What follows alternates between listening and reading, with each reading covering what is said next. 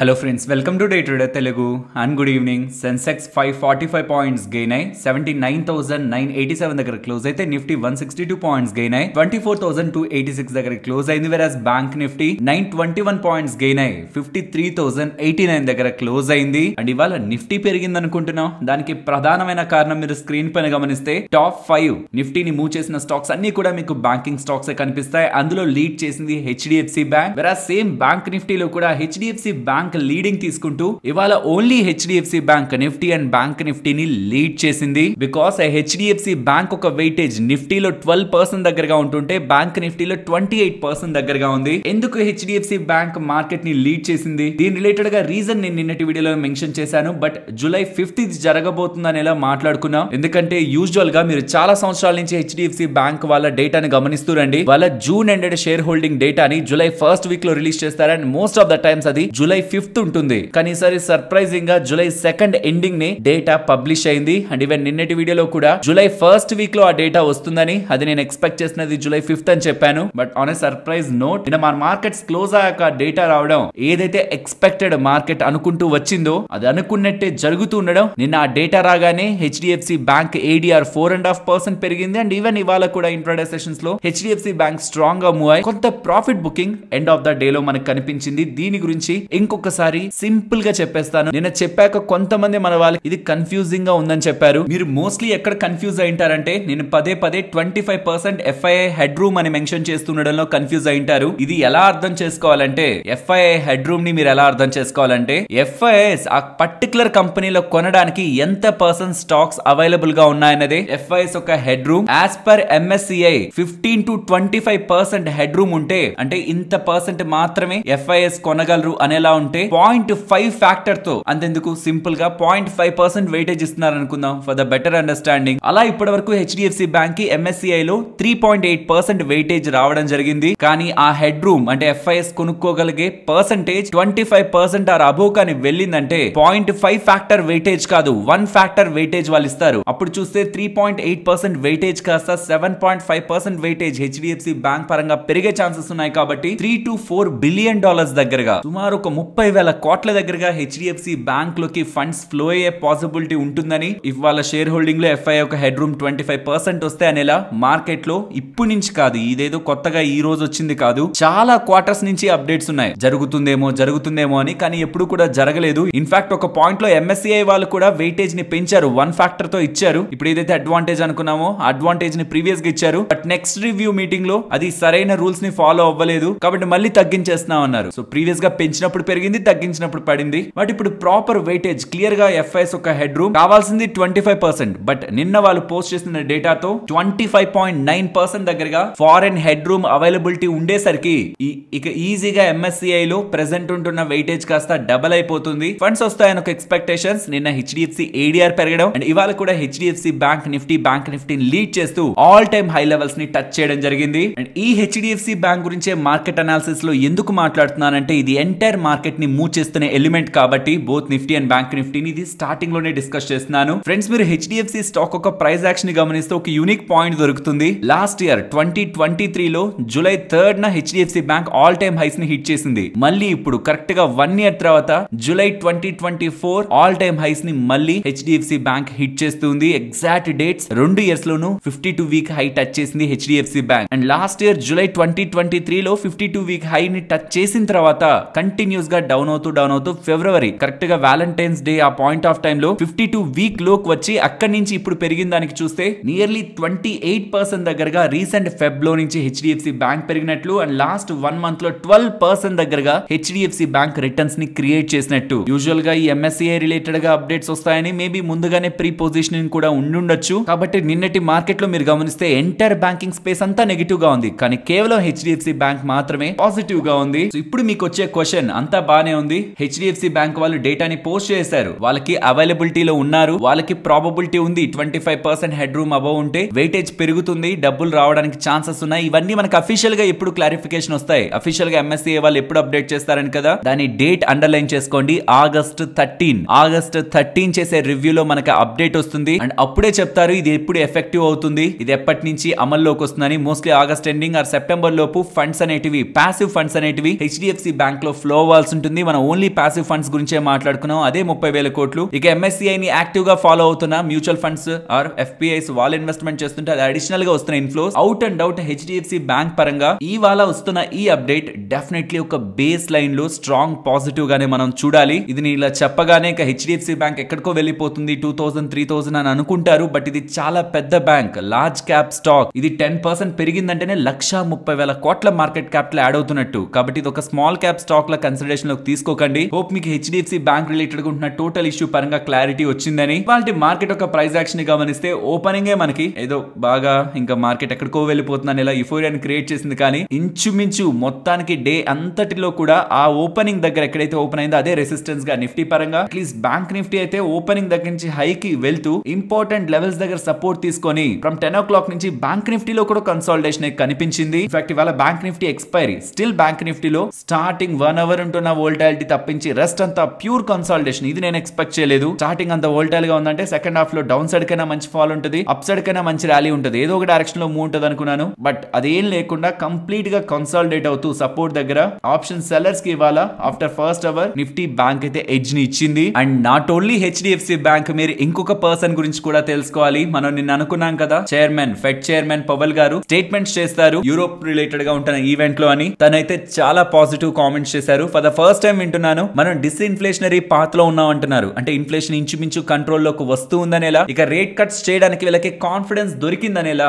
ఈ డిస్ఇన్ఫ్లేషన్ రిలేటెడ్ గా తను చెప్తూ ఉండడం, ఆ మాటలు మాట్లాడుతూ ఉండడం కూడా ఓవరాల్ స్టాక్ మార్కెట్ పరంగా not only US emerging markets including India పరంగా కూడా మనం పాజిటివ్ గా తీసుకోవచ్చు. Because once US fed chairman గారు అక్కడ వడ్డీ రేట్లు కట్ చేస్తున్నారంటే ఇక్కడ కూడా RBI వాళ్ళు వడ్డీ రేట్లని కట్ చేస్తారు. ఎస్, రీసెంట్ టైమ్స్ లో RBI గవర్నర్ గారు US లో కట్ చేస్తే మేము కట్ చేస్తామని అనుకోకండి అని అన్నారు. కానీ అదే మానిటరీ పాలసీ కమిటీ మీటింగ్ లో MPC మినిట్స్ వస్తాయి కదా మనకి, అందులో ఏమేమి మాట్లాడుకున్నారని. అందులో మెంబర్స్ మాట్లాడుకున్న మాటలు వింటే మనం ఉండాల్సిన దానికంటే ఎక్కువ వడ్డీ రేట్ ని మెయింటైన్ చేస్తున్నాం. ఒకవేళ కమింగ్ టైమ్స్ లో ఇన్ఫ్లేషన్ కానీ అనుకున్నట్లే ఉంటే 50 basis points దగ్గరగా కూడా వడ్డీ రేట్ కట్ తీసుకోవచ్చు అనేలా టోన్ కనిపిస్తూ ఉంది. కాబట్టి అవుట్ అండ్ అవుట్ గ్లోబల్ గా ఒకవేళ వడ్డీ రేట్ల కట్ రిలేటెడ్ గా ఏ డెసిషన్ సెప్టెంబర్ లో వస్తున్నా మోస్ట్ పాసిబుల్ మన ఇండియాలో కూడా అలాంటి డెసిషన్ ఫాలో అయ్యే ఛాన్సెస్ ఉన్నాయనేది నా ఒపీనియన్. ఇంకా ఫెడ్ చైర్మన్ గారు చాలా కామెంట్స్ అయితే చేశారు. బట్ పర్సనలీ అవన్నీ కూడా మనం మాట్లాడుకోవడంలో అడ్వాంటేజ్ అయితే లేదు. మనకు తెలియాల్సింది ఒకటే, ఇన్ఫ్లేషన్ కంట్రోల్ అవుతుందని ఫెడ్ వాళ్ళు నమ్ముతున్నారా లేదా? ఎస్, నమ్ముతున్నారు. రేట్ కట్ చేయడానికి కాన్ఫిడెన్స్ వాళ్ళకి పెరుగుతుందని చెప్తున్నారా లేదా? ఎస్, పెరుగుతుందని చెప్తున్నారు. ఈక్విటీ మార్కెట్స్ కి పాజిటివ్. దీంతో నిన్న US మార్కెట్స్ పాజిటివ్ లో క్లోజ్ అయ్యాయి. ఇవాళ కూడా మార్కెట్ పెరిగిన దాంట్లో HDFC బ్యాంక్ ఒక్కటే మార్కెట్ ని డ్రైవ్ చేయలేదు కదా, చాలా స్టాక్స్ ఇవాళ మీకు మూవ్ అయ్యాయి. PSU స్టాక్స్ కానివ్వండి, పబ్లిక్ సెక్టర్ అండర్టేకింగ్స్ లో చాలా స్టాక్స్ మూవ్ అయ్యాయి. మెటల్ స్టాక్స్ మూవ్ అయ్యాయి. మెటల్ స్టాక్స్ మూవ్ అవడానికి ప్రధానమైన కారణం ఇదే. And most important, small cap stocks and mid cap stocks లో కూడా ఒక మంచి ర్యాలీ కనిపించడానికి కూడా ఓన్లీ HDFC బ్యాంక్ అయితే మూవ్ చేయలేదు కదా, బికాస్ అందులో వెయిటేజ్ 0. ఫెడ్ చైర్మన్ గారి కామెంట్స్ ఇవాళ మార్కెట్ కి ఈ స్ట్రెంత్ ని ఇచ్చాయి. ఈ రెండు రీజన్స్ ఇవాళ మార్కెట్ ఇంతలా సస్టైన్ అవ్వడానికి ప్రధానమైన కారణాలు. ఇవాళ మీరు ఎంటైర్ ఇండెక్స్ అన్నిటిని గమనిస్తే ఒక్కటి తప్పితే మిగిలినవన్నీ గ్రీన్ లో ఉంటాయి. ఆ ఒక్కటి ఇండియా విక్స్. సో అదేం ఇండెక్స్ అని కాదు, నేను చెప్పాలనుకుంటుంది టోటల్ అవుట్ అండ్ అవుట్ ప్రతి సెక్టార్ పరంగాను సమ్వేర్ ఆర్ అదర్ గ్రీన్ అయితే కనిపించింది. కాబట్టి మీ పోర్ట్ఫోలియో కూడా మెజారిటీగా ఇవాళ గెయిన్ అయి ఉంటుంది. అండ్ మీ పోర్ట్ఫోలియోలో ఇవాళ మంచిగా గెయిన్స్ ఇచ్చిన స్టాక్ నేమ్ ఏంటో కామెంట్ సెక్షన్ లో పెట్టండి. సో దట్ మన వాళ్ళకి కూడా ఈ పర్టికులర్ డే ఏ స్టాక్స్ బెటర్ గా రిటర్న్స్ ఇచ్చాయి మన వాళ్ళ పోర్ట్ఫోలియోలు అన్న దానికి ఆన్సర్ అయితే కామెంట్ సెక్షన్ లో దొరుకుతుంది. నెక్స్ట్ FIs కి సంబంధించిన యాక్టివిటీని చూస్తే వాళ్ళు ఏం పెద్ద చేంజ్ లేదు, స్టిల్ స్ట్రాంగ్ గా బులిష్ గా ఉన్నారు. ఆల్మోస్ట్ 3.5 lakh దగ్గరగానే మెయింటైన్ చేస్తున్నారు. అటు ఇటుగా 83% long, which is extreme. So ఇక్కడ షార్ట్ కవరింగ్ పాసిబిలిటీ లేదు. బట్ చెప్పాను కదా నిన్నటి వీడియోలో కూడా, ఎక్స్ట్రీమ్ లాంగ్స్ ఉంటే మార్కెట్ ఫాలో అవ్వాలనే లేదు, ఎక్స్ట్రీమ్ షార్ట్స్ ఉన్న మార్కెట్ పెరగాలని లేదు. గ్లోబల్ గా ఉంటున్నవి macro economic data points or ఉంటున్న ఏదైనా ఇంకొక రీజన్స్ ని మనం బేస్ చేసుకొని ఆ లాంగ్స్ అన్వైండ్ అయితే మార్కెట్ పడుతుందా ఆర్ కన్సాలిడేట్ అవుతుందా, ఆ షార్ట్స్ కవర్ అవుతుంటే మార్కెట్ పెరుగుతుందా ఆర్ కన్సాలిడేట్ అవుతుందా అని మన ఓన్ కన్విక్షన్ ని బట్టే మనం స్టెప్స్ తీసుకోవాల్సి ఉంటుంది. దాన్ని బట్టి నేను ప్రీవియస్ గా నా వ్యూస్ ని షేర్ చేస్తూ వచ్చాను. సో ప్రెసెంట్ ఇంత లాంగ్స్ ఉన్నా సరే అవి అన్వైండ్ అయినా నేను కన్సాలిడేషన్ ఎక్స్పెక్ట్ చేస్తున్నాను. ఒక 300-400 points or in the 500 points Nifty పరంగా కన్సాలిడేషన్ ఆర్ 1000 పాయింట్స్ పరంగా బ్యాంక్ నిఫ్టీలో కన్సాలిడేషన్ డౌన్ సైడ్ కి ఎక్స్పెక్ట్ చేస్తూ ఫర్దర్ గా కూడా మార్కెట్ లో స్ట్రెంత్ ఉండడానికి పాసిబిలిటీ ఉంటుందని అయితే ఎక్స్పెక్ట్ చేస్తున్నాను. బికాస్ గ్లోబల్ గా ఏ ఫ్యాక్టర్స్ కూడా మార్కెట్ ఒక వీక్నెస్ ని, even US markets, Asian markets and even Indian markets లో ఎక్కడ కూడా వీక్నెస్ లేదు. కాబట్టి అజ్యూమ్ చేసుకోవడం బదులు మార్కెట్ డేటాని రెస్పెక్ట్ చేయడం బెటర్ అనేది నా ఒపీనియన్. నెక్స్ట్, మార్కెట్ ఒక ప్రైస్ యాక్షన్ ని ఫ్రమ్ June 24 నుంచి మీరు గమనిస్తున్నారనుకోండి,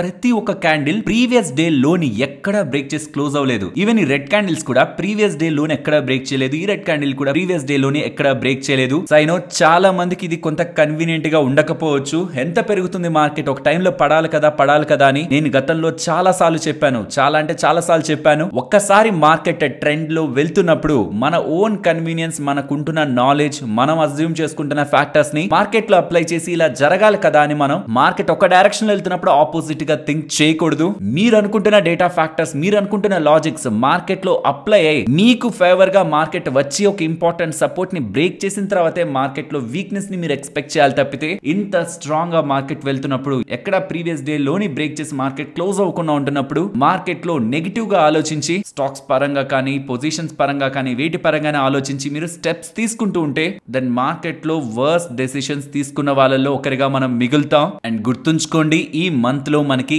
బడ్జెట్ ఉంది. జూలై 22 అరౌండ్ ఉంటుందని ఇలా ఎక్స్పెక్టేషన్స్ ఉన్నాయి. అఫీషియల్ డేట్ అది రిలేటెడ్ గా ఉంటున్న ఇంకేదైనా ఇతర అప్డేట్స్ ఉంటున్నా మనం డిస్కస్ చేసుకుందాం. అండ్ అందులో ఈసారి చాలా కొత్త పాలసీస్ వచ్చే ఛాన్సెస్ ఉన్నాయి బికాస్ ఆఫ్ రీసెంట్ లో మెజారిటీ టు బీజేపీ. అండ్ అలా వస్తున్నా కానీ ఒకవేళ పర్సనల్ ఇన్కమ్ ట్యాక్స్ స్లాబ్స్ పరంగా ఏదైనా అడ్వాంటేజ్ క్రియేట్ చేసేలా ఉంటే అది ఓవరాల్ స్టాక్ మార్కెట్ పరంగా పాజిటివ్, మేబీ అది కూడా మార్కెట్ లో రిఫ్లెక్ట్ అయ్యే ఛాన్సెస్ ఉన్నాయి. అండ్ స్టాక్ మార్కెట్ టాక్సెస్ పరంగా, ఇన్వెస్ట్మెంట్ పరంగా, స్టాక్స్ పరంగా ఏమైనా ఎడ్జ్ ని ఇస్తూ డెసిషన్ తీసుకుంటూ ఉంటే దెన్ అది కూడా మార్కెట్ ని స్ట్రాంగ్ గా మూవ్ చేస్తుంది. అండ్ ఎఫ్ఎన్ఓ పరంగా కూడా డెసిషన్ తీసుకుంటారా లేదా అన్న క్లారిటీ ఈసారి మనకి బడ్జెట్ లో వస్తుంది. ఇవన్నీ కూడా స్టాక్ మార్కెట్ రిలేటెడ్ గా ఇంపాక్ట్ చేసే ఎలిమెంట్స్ ఈసారి బడ్జెట్ లో ఉండేలా కనిపిస్తున్నాయి. కాబట్టి అది ముందుగానే మార్కెట్ లో స్పెక్యులేషన్స్ లా ఫ్లో అవుతూ మార్కెట్ ముందుగానే దాన్ని ప్రైజింగ్ చేసే ప్రయత్నం చేయొచ్చు. ఆ బడ్జెట్ రోజు కూడా వస్తున్న సడన్ సర్ప్రైజెస్ మార్కెట్ ని హెవీ వోలటైల్ గా ఉంచుతాయన్న విషయాన్ని గుర్తుంచుకోవాలి. By historical data July month positive month, చాలా ఇయర్స్ బ్యాక్ నుంచి యావరేజ్ తీసుకున్న స్ట్రాంగ్ గా పాజిటివ్ లో క్లోజ్ అయిన మంత్. బట్ ఈసారి అలా ఉండాలా లేదా అన్నది బడ్జెట్ మాత్రమే డిసైడ్ చేస్తుందన్న విషయాన్ని మనం గుర్తుంచుకోవాలి. పర్సనల్ గా నా వ్యూ రీసెంట్ టైమ్స్ లో చెప్తున్నదే, ఇంపార్టెంట్ లెవెల్ బిలో వెళ్ళందే నేను మార్కెట్ లో వీక్నెస్ ని చూడనని. అలా ప్రీవియస్ గా నేను అనుకున్న లెవెల్ 23,650 to 23,700 టువర్డ్ ఆ లెవెల్ అబోవ్ ఉంటే 24,240 వరకు కూడా మార్కెట్ లో మూవ్ ఉండడానికి ఛాన్సెస్ ఉన్నాయని అనుకున్నాను. ఇప్పుడు ఎగ్జాక్ట్ గా ఆ జోన్ దగ్గరికి వచ్చైతే క్లోజ్ అయింది. నేను అప్పర్ ఇంకే రెసిస్టెన్స్ ని కూడా చూడలేదు. ఇప్పుడు ఇక ఫిబొనాచి ఎక్స్టెన్షన్స్ ని యూజ్ చేసి ఫర్దర్ గా ఏ జోన్స్ ఉండడానికి పాసిబిలిటీ ఉంటుందని రేపటి క్లోజింగ్ తర్వాత నేను మార్కెట్ ఏదైనా ఇంపార్టెంట్ లెవెల్ అబోవ్ వస్తే 1 డే టైం ఇస్తాను. నెక్స్ట్ డే కూడా అదే స్ట్రెంత్ ఉందా లేదా అని, నెక్స్ట్ డే కూడా స్ట్రెంత్ ఉంటూ ఉంటే దెన్ అప్పుడు ఆ ప్రైస్ యాక్షన్ వెరీ నియర్ గా ఆ లెవెల్ దగ్గరికి ఉంటూ ఉంటే రీసెంట్ లోని ఇంపార్టెంట్ లెవెల్ గా చూసుకుంటూ further up side market related గా ఎటువంటి ప్రాబబిలిటీ ఉంటుందని అజ్యూమ్ చేసుకుంటాను. కాబట్టి రేపటి క్లోజింగ్ తర్వాత ఫర్దర్ గా ఏ లెవెల్స్ ఇంపార్టెంట్ మార్కెట్ పరంగా రెసిస్టెన్స్ అనేది డిస్కస్ చేసుకుందాం. యాజ్ ఆఫ్ నౌ మార్కెట్ లో వీక్నెస్ అయితే కనిపించట్లేదు. ప్రిడిక్ట్ చేయడం ఈజీ, ఇంత పెరిగింది పడుతుంది, ఇంకెంత పెరుగుతుంది పడిపోతుంది అని చెప్పుకోవడం ఈజీ. బట్ కనిపించందే, మనకు అది రిఫ్లెక్ట్ అవ్వందే, ముందుగానే మనం జంప్ చేస్తే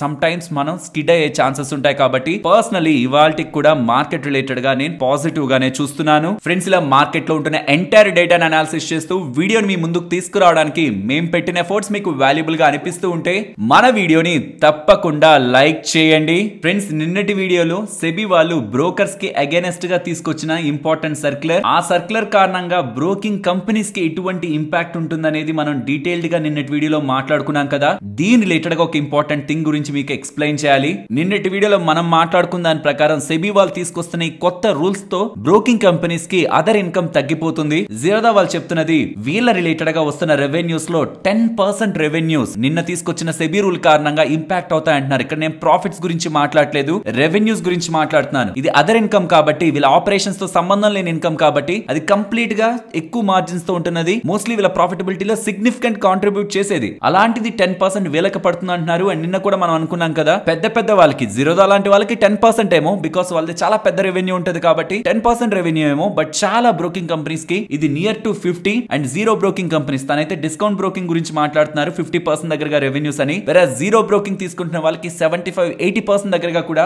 కాంట్రిబ్యూట్ చేసే ఈ ఇంపార్టెంట్ రెవెన్యూ ఇప్పుడు బ్రోకింగ్ కంపెనీస్ కోల్పోతూ ఉండడం, అది తిరిగి వచ్చి మన మీదే పడేలా ఉంది. జిరోదా సిఇఓ వాళ్ళు చెప్తున్నదైతే, ఇప్పటి వరకు మేము ఈక్విటీ డెలివరీ ట్రేడ్స్ పరంగా జీరో బ్రోకరేజ్ తీసుకున్నాం, కానీ ఇక్కడ నుంచి దాన్ని మార్చాల్సి వస్తది. అండ్ బ్రోకరేజ్ స్ట్రక్చర్ ని కూడా పెంచుతారని చెప్తున్నారు. ఎఫ్ఎన్ఓ ట్రేడ్స్ కనే కాదు, మొత్తానికి పెంచుతారని చెప్తున్నారు. సో స్టాక్స్ పరంగా కానీ ఎఫ్ఎన్ఓ పరంగా కానీ ట్రేడింగ్ చేస్తున్నా, డెలివరీకి తీసుకుంటున్నా, స్టాక్స్ డెలివరీకి తీసుకుంటున్నా, ఇప్పటి వరకు జిరోదా వాళ్ళు మెయింటైన్ చేస్తున్న స్ట్రక్చర్ ని మార్చి పెంచుతారని ఇలా నితిన్ కామత్ గారు నిన్న ట్విట్టర్ వేదికగా క్లియర్ గా చెప్పారు. సో ఇది ట్రేడర్స్ కి బిగ్ షాక్ అనే చెప్పాలి. బికాస్ ట్రేడింగ్ లో చాలా మంది ప్రాఫిటబుల్ కాదు, కొంతమంది ప్రాఫిటబుల్ అన్న విషయం మనకు తెలుసు. ఆ కొంతమందిలో లెట్స్ సే కొంతమంది బిగినర్స్ ఉన్నారనుకుంటే అందులో వాళ్ళు ఈ బ్రోకింగ్ చార్జెస్ అని, గవర్నమెంట్ కి వెళ్తున్న ట్యాక్సెస్ అని ఇవన్నీ పే చేయంగా వాళ్ళకి వచ్చే ప్రాఫిట్ తక్కువ. ఇప్పుడు సెబీ వాళ్ళు తీసుకుంటున్న స్టెప్ తో ఇప్పుడు జిరోదా వాళ్ళు పెంచుతున్నారని చెప్తున్నారు. మనం జిరోదా ఒక్కటే ఐసోలేటెడ్ గా చూడకూడదు, ఎందుకంటే వీళ్ళు మార్కెట్ లో నెంబర్ 1. సో నెంబర్ 1 లీడర్ తీసుకునే స్టెప్స్ ని వేరే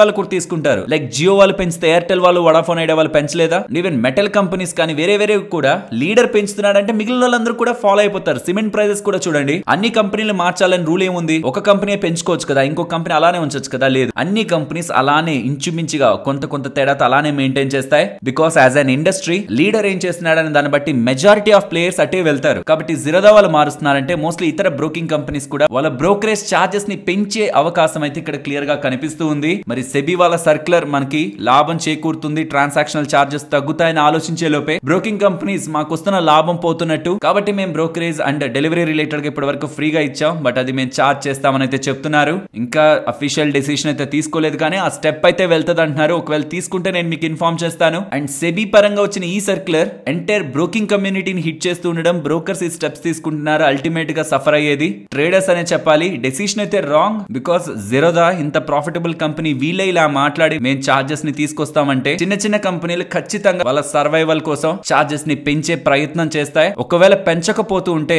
మేము జీరో బ్రోకరేజ్ ఇస్తామన్నా, పెంచకపోతున్నా వాళ్ళ ఇన్ఫ్రాస్ట్రక్చర్ మీద స్పెండింగ్ ని తగ్గించి టెక్నికల్ గ్లిచెస్ అండ్ మార్కెట్ లో ట్రేడ్ చేస్తున్న వాళ్ళ క్యాపిటల్ పరంగా రిస్క్ కి తీసుకువెళ్లేలా కూడా బ్రోకర్స్ ట్రేడర్స్ ఒక మనీతో ప్లే చేస్తున్నట్టు అవుతుంది. కాబట్టి ఇక్కడ నుంచి చాలా టైం బ్యాక్ సెబీ వాళ్ళు అండ్ ఎన్ఎస్సి వాళ్ళు కూడా ఒక ప్లాట్ఫామ్ తీసుకొస్తారు. డైరెక్ట్ గా ఆ ప్లాట్ఫామ్ నుంచి వితౌట్ ఎనీ బ్రోకరేజ్ ట్రేడ్ చేసుకోవచ్చు, ఎక్స్చేంజెస్ నుంచి ట్రేడ్ చేసుకోవచ్చు అన్నారు. అలాంటిది ఏదైనా ఒకటి తీసుకొస్తే అసలు వీళ్ళెవ్వరికి కూడా ఏ ట్రేడింగ్ కంపెనీకి కూడా బ్రోకరేజ్లు పే చేసుకోకుండా డైరెక్ట్ గా ఎన్ఎస్సి ద్వారా ఒక కస్టమర్ లాగిన్ అయి ట్రేడ్ చేసుకునే ఒక ఫెసిలిటీని సెబీ వాళ్ళు ప్రొవైడ్ చేస్తే అందరి ట్రేడర్స్ కి ఉపయోగపడుతుంది. బికాస్ ఇక్కడ ఏమవుతుందంటే పెద్ద ప్లేయర్స్ మాకేమో రెవెన్యూ తగ్గిపోతుంది, మేము చార్జెస్ పెంచుతామంటారు.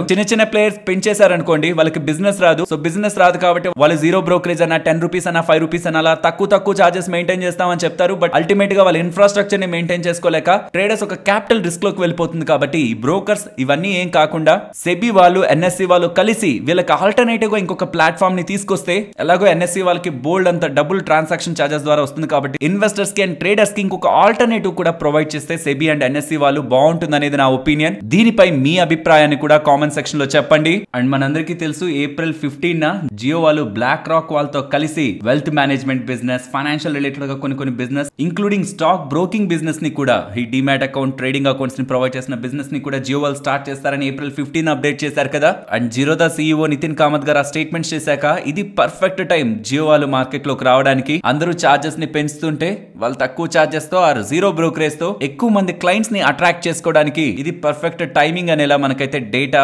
మల్టిపుల్ ప్లాట్ఫామ్స్ లో కనిపిస్తుంది. బట్ పర్సనలీ టెలికాం ఇండస్ట్రీలో ఇది వర్క్ అయిందేమో కానీ ప్రైజింగ్ రిలేటెడ్ గా బ్రోకింగ్ ఇండస్ట్రీలో ఇది డిఫరెంట్ గా ఉంటుంది. బికాస్ ఒక బ్రోకర్ దగ్గర మన స్టాక్స్, ఇన్వెస్ట్మెంట్స్ ఇవన్నీ ఆల్రెడీ ఉంటాయి కాబట్టి ఒకరి దగ్గర నుంచి ఇంకొకరి దగ్గరికి మూవ్ అవడం సిమ్ మార్చుకున్నంత ఈజీ కాదు. అండ్ ఇంకొకటి బ్రోకింగ్ ప్లాట్ఫామ్ ఒక స్టెబిలిటీ కూడా ఇంక్లూడింగ్ ఫీచర్స్ వాళ్ళు ఏమేమి ప్రొవైడ్ చేస్తున్నారు, ఇది సర్వీస్ ఓరియంటెడ్ గా ఉంటుంది. కాబట్టి జస్ట్ ప్రైజింగ్ పాయింట్ కే డిస్రప్షన్ అయ్యే పని అయితే ఇప్పటికి చాలా మంది జీరో బ్రోకింగ్ అని, 5 రూపీస్ అని, 10 రూపీస్ అని ఆఫర్ చేస్తున్నప్పుడు వాళ్ళు నెంబర్ 1 అయిపోయి ఉండాలి జిరోదాతో కంపేర్ చేస్తే. కాబట్టి ఇది ప్రొడక్ట్ బేస్డ్ కాదు, సర్వీస్ బేస్డ్ అవుతుంది. వాళ్ళ ప్రొడక్ట్ ఎంత స్ట్రాంగ్ గా ఉంది, ఏ సర్వీసెస్ ఉన్నాయి, ఫీచర్స్ ఉన్నాయి అనేది ట్రేడర్స్ అండ్ ఇన్వెస్టర్స్ చూసుకున్న తర్వాతే మూవ్ అవుతారు. కాబట్టి వస్తున్నప్పుడే జియో వాళ్ళు ఒక strong product and strong service based innovative technology product తో బ్రోకింగ్ ఇండస్ట్రీలో కనిస్తే దెన్ వీళ్ళ సక్సెస్ కి ఇది ఒక కరెక్ట్ టైమింగ్ అయితే అవుతుంది. మీరేమనుకుంటున్నారు? జియో వాళ్ళు టెలికాం ఇండస్ట్రీలో చేసిన డిస్రప్షన్ ఈ బ్రోకింగ్ ఇండస్ట్రీలో కూడా చేసి వీళ్ళు కూడా 1 or 2 టాప్ ప్లేస్ లో ఉండడానికి పాసిబిలిటీ ఉంటుంది అనుకుంటున్నారా? మీ ఒపీనియన్ కామెంట్ సెక్షన్ లో చెప్పండి. పర్సనలీ నా ఒపీనియన్ అది చాలా కష్టం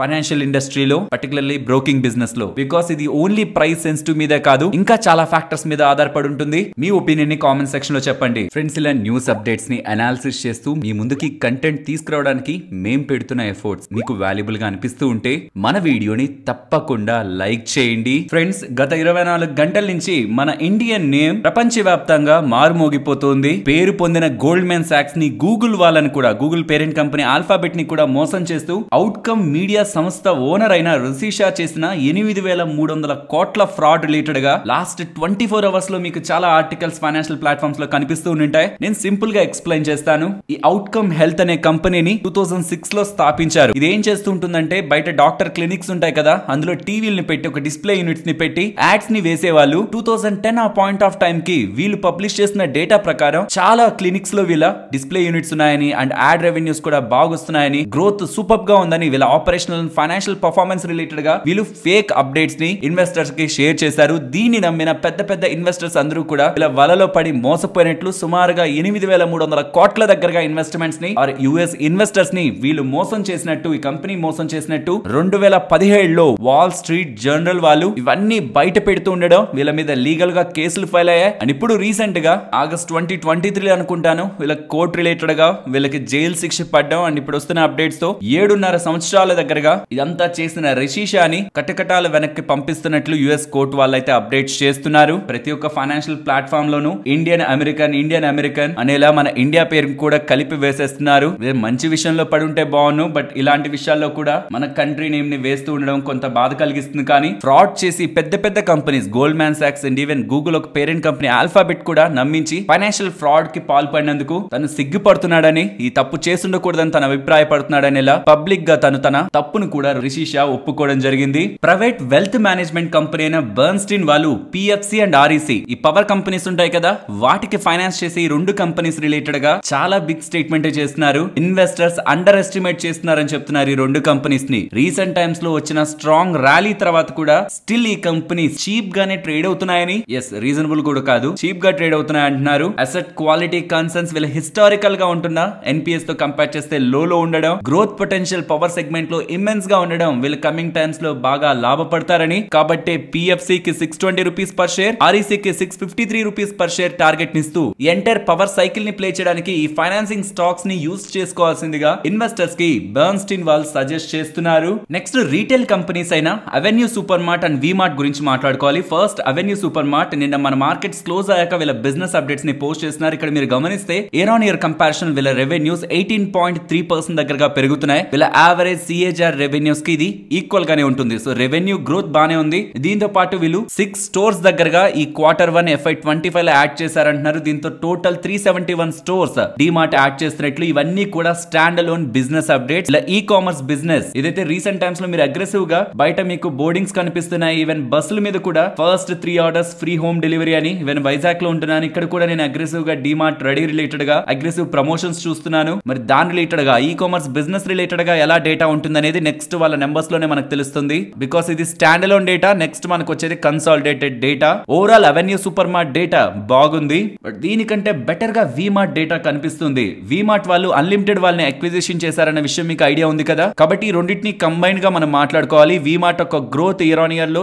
17% కనిపిస్తుంటే అన్లిమిటెడ్ పరంగా 8% కనిపిస్తుంది అంటున్నారు. 7 స్టోర్స్ ఓపెన్ చేశారంట, 3 స్టోర్స్ ని క్లోజ్ చేశారంట. 3 స్టోర్స్ క్లోజ్ చేసింది అన్లిమిటెడ్ పరంగా, వేరే 7 స్టోర్స్ ఓపెన్ చేశారా, అందులో 5 స్టోర్స్ వి మార్ట్ పరంగా, 2 స్టోర్స్ అన్లిమిటెడ్ పరంగా చేశారంటున్నారు. Out and out 3 unlimited stores ని క్లోజ్ చేసి కొన్ని ప్లేసెస్ లో 2 అన్లిమిటెడ్ స్టోర్స్ ని వేరే ప్లేసెస్ లో ఓపెన్ చేసుకున్నారంటున్నారు. ఇది ఇంపార్టెంట్, ఎందుకంటే వి మార్ట్ రిలేటెడ్ గా మార్జిన్స్ బాగుంటాయి, వెరాజ్ అన్లిమిటెడ్ లో మార్జిన్స్ తక్కువ. సో అన్లిమిటెడ్ రిలేటెడ్ గా స్టోర్స్ ని క్లోజ్ చేస్తూ వి మార్ట్ రిలేటెడ్ గా స్టోర్స్ ని యాడ్ చేస్తూ ఓవరాల్ రెవెన్యూ గ్రోత్ ని కూడా వీళ్ళు బెటర్ గా చూపిస్తున్నసరికి 17% on V mart, 8% on unlimited చూపిస్తుండడం కూడా ఓవరాల్ వి మార్ట్ డేటాని మనం పాజిటివ్ గా రీడ్ చేయొచ్చు. నెక్స్ట్ ఫెడరల్ బ్యాంక్ గురించి మాట్లాడుకోవాలి. డేటా మీకు స్క్రీన్ పైన కనిపిస్తుంటుంది, కొంత జాగ్రత్తగా గమనిస్తే customer deposits year on year and quarter లో స్ట్రాంగ్ గా గ్రో చేశారు. అడ్వాన్సెస్ గ్రో అయ్యాయి. ఒకే ఒక కన్సర్న్ కాసా ప్రెసెంట్ 9 ఇయర్ లో ఉంది, but most of the banks related గా కాసా రీసెంట్ టైమ్స్ లో డిక్రీజ్ అవుతుంది కదా, బికాస్ ఎఫ్డి రిలేటెడ్ గా హై ఇంట్రెస్ట్ ఉండడం, mostly savings account and current account లో డబ్బుల కంటే ఎఫ్డీస్ లోకి ఎక్కువ మూవ్ అవుతుంది. పర్టికులర్ గా సేవింగ్స్ అకౌంట్ లో మనీ ఎఫ్డీస్ కి మూవ్ అవుతుండడం, కాసా తగ్గింది అది మోస్ట్ ఆఫ్ ద బ్యాంక్స్ లో కనిపిస్తుంది. But rest of the deposits కానీ అడ్వాన్సెస్ కానీ స్ట్రాంగ్ గా ఉంటుండడం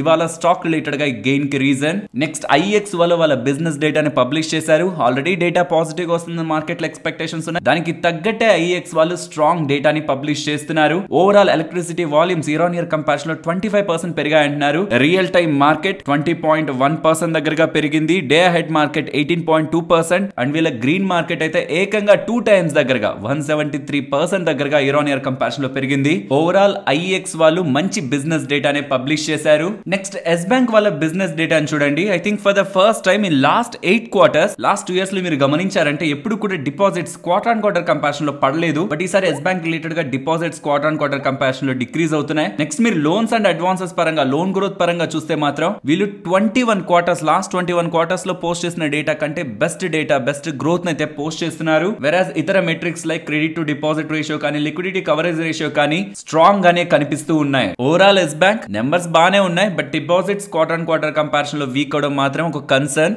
బికాస్ అది వాళ్ళు లాస్ట్ 8 క్వార్టర్స్ లో ఎప్పుడు అలా పోస్ట్ చేయలేదు డిపాజిట్స్. నెక్స్ట్ ఇక్కడ మీరు స్క్రీన్ పైన గమనిస్తే సిడిఎసి వాళ్ళు centre for development of advanced computing వాళ్ళు మాస్ చిప్ వాళ్ళతో అండ్ సోషియో నెక్స్ట్ వాళ్ళతో టైఅప్ అయ్యారని for designing and development of high performance computing processors. ARM architecture లో ఏఎం బేస్డ్ గా ఉంటున్న ఈ high performance computing processors related గా సిడిఎసి వాళ్ళు ఇలా పార్ట్నర్ అయ్యారనేలా మాస్ చిప్ వాళ్ళతో అప్డేట్స్ వస్తూ ఉండడం. మాస్ చిప్ స్టాక్ ఇవాళ 5% అప్పర్ సర్క్యూట్ ని టచ్ చేసింది. ఈ సెమీ కండక్టర్స్ రిలేటెడ్ గాను అండ్ రీసెంట్ టైమ్స్ లో వీళ్ళు గెలుచుకుంటున్న ఇతర ఆర్డర్స్ తోను ప్రెసెంట్ వీళ్ళ ఫైనాన్షియల్స్ ని మార్కెట్ పట్టించుకోవట్లేదు, బికాస్ అలా మీరు చూస్తే వెరీ ఎక్స్ట్రీమ్ ఎక్స్పెన్సివ్ వాల్యుయేషన్ లో స్టాక్ ఉంటున్నట్టు. బట్ ఫ్యూచర్ రిలేటెడ్ గా గ్రోత్ ని ప్రిడిక్ట్ చేస్తూ రీసెంట్ టైమ్స్ లో స్టాక్ లో చాలా ఎక్కువ ర్యాలీ కనిపించింది. లాస్ట్ 1 మంత్ లోనే స్టాక్ 100% దగ్గరగా పెరిగిపోయింది because of this recent updates, news, speculations and future growth possibilities అంటూ సోషల్ మీడియా పరంగా చాలా తీసేసే రన్ అవుతూ ఉండడం. స్టాక్ లో ఈ బజ్ అయితే చూస్తున్నాం, బట్ చూడాలి మరి ఫ్యూచర్ లో ఇప్పుడు ఏదైతే వాల్యుయేషన్ ఉందో అది జస్టిఫై చేసేలా బిజినెస్ ఉంటుందా లేదా అని. అండ్ ఈ పాయింట్ లో ఎవరైనా ఎంటర్ అవుతున్న వాళ్ళు మాత్రం 1-2 సార్లు ప్రాపర్ గా స్టడీ చేసి వీళ్ళ ఆపర్చునిటీస్ ఏంటి, వీళ్ళు ఏ సెగ్మెంట్స్ లో గ్రో అవుతారని మార్కెట్ ఎక్స్పెక్ట్ చేస్తుంది, ఇన్ రియాలిటీ రెవెన్యూస్ అక్కడ ఎంత ఉంటాయి, ప్రెసెంట్ ఉంటున్న వాల్యుయేషన్స్ జస్టిఫై చేస్తున్నాయా లేదా, at least in the long run 4 to 5 years లైనా జస్టిఫై అవుతుందా లేదా అని 1-2 సార్లు స్టడీ చేసి మీ డెసిషన్ ని తీసుకోండి. లేదంటే హై ప్రైస్ లో మీరు ఇన్వాల్వ్ అయిపోయి చాలా ఇయర్స్ కన్సాలిడేషన్ లో కూడా మిగిలిపోవచ్చు. Next Viraj iron and steel IPO listing గురించి మాట్లాడుకోవాలి. ఇవాళ almost 16% listing gains at the beginning investors కి ఐపీఓ రివార్డ్ చేసింది. నెక్స్ట్ బజాజ్ ఆటో గురించి మాట్లాడుకోవాలి, బికాస్ July 5th వీళ్ళు సిఎన్జి బైక్ ని అయితే రిలీజ్ చేయబోతున్నారు. దీని రిలేటెడ్ గా కొంత డేటా మీకు స్క్రీన్ పైన కనిపిస్తుంటుంది. ఒక సిఎన్జి బైక్ కి ఒక పెట్రోల్ బైక్ కి కంపారిజన్ ఎలా ఉంటుందని. యూజువల్ గా ఒక సిఎన్జి బైక్ ఒక పెట్రోల్ బైక్ ని కంపేర్ చేస్తే ఇయర్లీ 13,000 దగ్గరగా ఫ్యూయల్ రిలేటెడ్ గా సేవ్ చేసుకోవచ్చు. పెట్రోల్ బైక్స్ కంటే కొంత ఎక్కువ ప్రీమియం లో బైక్ ఉంటున్నా పర్ ఇయర్ 13,000 15,000 డబ్బులు మనం సేవ్ చేసుకుంటున్నప్పుడు కొంత ప్రీమియం పెట్టైనా సరే ఈ బైక్స్ ని ఎక్కువగా కొనే ఛాన్సెస్ ఉన్నాయి. ఇది first CNG bike and compared with electric vehicles next 10 years లో కాస్ట్ కూడా సిఎన్జి బైక్స్ లోనే తక్కువగా కనిపిస్తుంది. కాబట్టి compared with petrol and EV pricing point లో ఫర్ ద లాంగ్ రన్ ఇక్కడ సిఎన్జి బైక్ అడ్వాంటేజ్ కనిపిస్తుంది. మరి వాళ్ళు లాంచ్ చేసిన బైక్ ఒక performance, look, durability and test drive చేసాక రివ్యూస్ ఇస్తుంటారు కదా,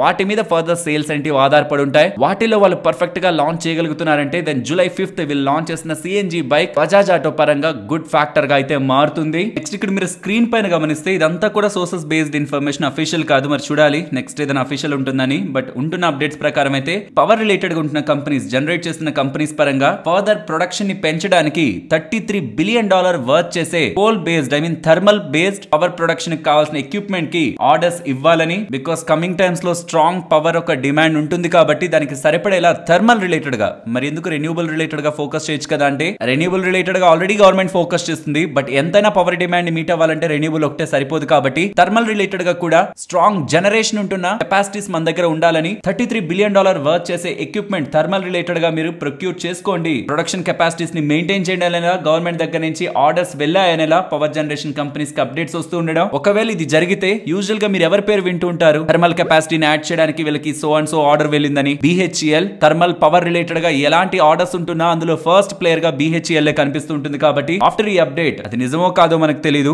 ఇంకా అది అఫీషియల్ కూడా కాదు, కానీ ఇలా జరుగుతుందనే స్పెక్యులేషన్ స్టాక్ ని వాళ్ళు ఇలా మూవ్ చేశాయి. నెక్స్ట్ నిఫ్టీ అలాగే bank Nifty support and resistance. Nifty related గా ఒక ఇంపార్టెంట్ లెవెల్ ని, ఒక 10 point లెవెల్ అయితే మీ ముందు డ్రా చేస్తున్నాను. ఈ 24,270 to 24,280 అరౌండ్ వరకు ఆల్మోస్ట్ ఇంకొంచెం డ్రాగ్ చేయొచ్చు కిందకి ఈ లెవెల్స్, ఈ జోన్స్ వరకు. ఈ 10 point జోన్ కూడా చాలా ఇంపార్టెంట్ గా కనిపిస్తుంది. వాళ్ళ మల్టిపుల్ టైమ్స్ ఇక్కడైతే కన్సాలిడేషన్ కనిపించింది కాబట్టి ఫర్దర్ గా డౌన్ సైడ్ వస్తున్నప్పుడు ఇది ఒక ఇంపార్టెంట్ సపోర్ట్. అండ్ ఫర్దర్ గా డౌన్ అవుతుంటే మాత్రం 24 to 20 ఇంపార్టెంట్ సపోర్ట్. ఇక్కడ నుంచి అప్ సైడ్ ఇమీడియట్ గా 24,337 అయితే గమనిస్తున్నాను. And coming to bank Nifty, present ఉన్న ఈ సపోర్ట్ బ్రేక్ అయితే 52,560 వరకు కూడా ఫాల్ ఉండే ఛాన్సెస్ ఉన్నాయి. అండ్ ఇది కూడా బ్రేక్ అయి డౌన్ సైడ్ కి వెళ్తుంటే 52,173. అండ్ ఇక్కడ నుంచి top side 53,370 and above 53,770. And market ఒక రేంజ్ రీసెంట్ టైమ్స్ లో డౌన్ సైడ్ 23,700 అనుకున్నాం, బట్ ఇప్పుడు 23,800 కి మార్చుకుంటూ అప్ సైడ్ 24,500 ని గమనిస్తున్నాను. ఈ 700 point రేంజ్ నిఫ్టీ రిలేటెడ్ గా రేంజ్ పర్సనల్ గా నేను అబ్జర్వ్ చేస్తున్నది. మరొక ఇంట్రెస్టింగ్ వీడియోతో